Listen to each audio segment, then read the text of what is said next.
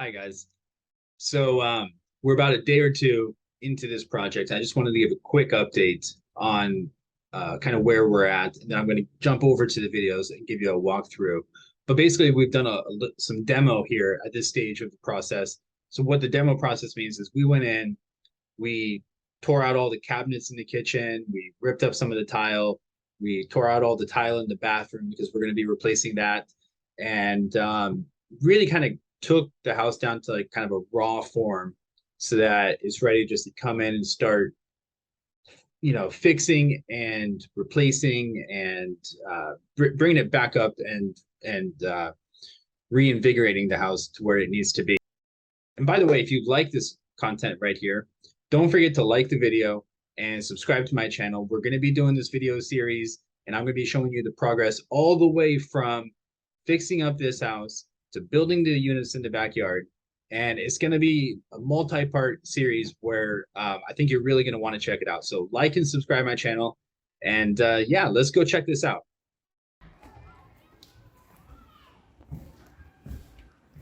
So we got 1 day of demo down.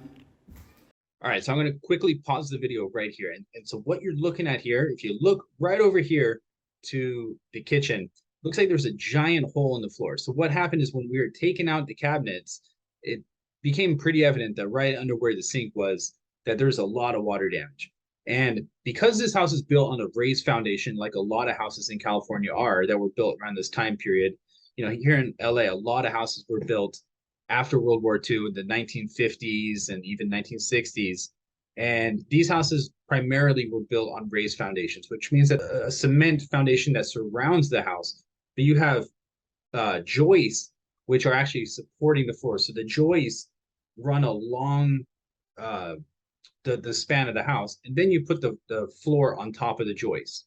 So what happened here is that over the past 60 years or so of this house, being used, and water just over time penetrating down all the way through the subfloor and everything, the floor joists were actually so weakened that when we were pulling up the tile and we were taking out the cabinets, it became, the floor joists were basically crumbling below where the sink area was. So we have to replace the joists at this point.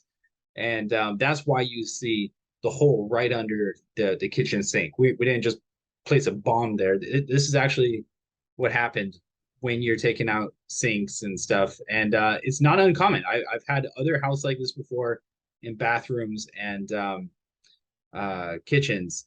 So sometimes I've seen it where I'm wondering, how is this bathtub even still sitting here when like the whole surrounding area is falling apart and deteriorating around it? But let's jump back into the video, and we're gonna continue walking through this house here. The workers basically came in, got everything out of here. So often you have water damage in the kitchen. You can tell where this is going to have to get repaired.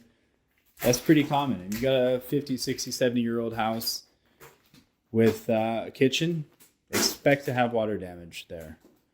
You got the old washer dryer area right here. This whole area is going to have to get fixed up.